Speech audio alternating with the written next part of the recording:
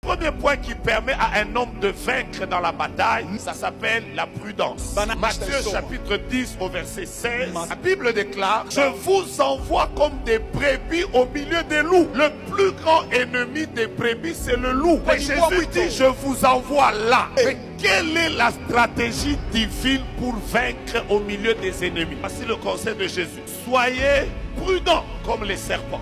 Alors dis à ton voisin, si tu veux vaincre quand tu as des combats, sois prudent. La prudence, c'est quoi? Quand tu sais que tu as beaucoup d'adversité, n'importe qui ne doit pas être ton ami. Quand tu sais que tu as beaucoup d'adversité, n'importe qui ne doit pas faire ta cuisine. Quand tu sais que tu as beaucoup d'adversité, n'importe qui ne doit pas être ton coiffeur. Quand tu sais que tu as beaucoup d'adversité, n'importe qui ne doit pas être faire la garde de tes enfants. N'importe qui ne doit pas dormir chez toi. N'importe qui ne doit pas être ton assistant.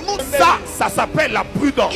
Les personnes prudentes ne sont jamais pris dans les filets des adversaires. Quand vous êtes dans une bataille et vous n'êtes pas prudent, frère, vous allez mourir malgré la prière. Un homme prudent ne mange pas n'importe où. Un homme prudent ne boit pas n'importe où. Un homme prudent est bien avec tout le monde. Mais un homme prudent ne fait pas entrer tout le monde dans son précaré. Si tu es prudent, personne ne va te mettre par terre. À n'importe quel niveau où tu es dans la vie, tu ne peux pas vaincre au milieu des ennemis si tu n'es pas une femme prudente.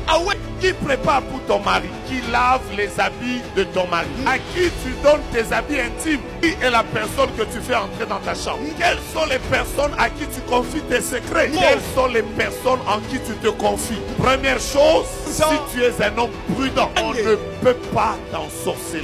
D'ailleurs, je déclare que tous les pièges que l'on t'a tendus avant cette réunion, non, alors que je déclare que Dieu ne te permette pas de tomber dans un seul des pièges. Il y a ton voisin, Delilah ne me fera pas tomber. Les personnes qu'on a envoyées pour te mettre dans les poisons, je vois des anges de Dieu vont intervenir de manière extraordinaire dans ta vie. Ton ennemi découvrira que Dieu est avec toi.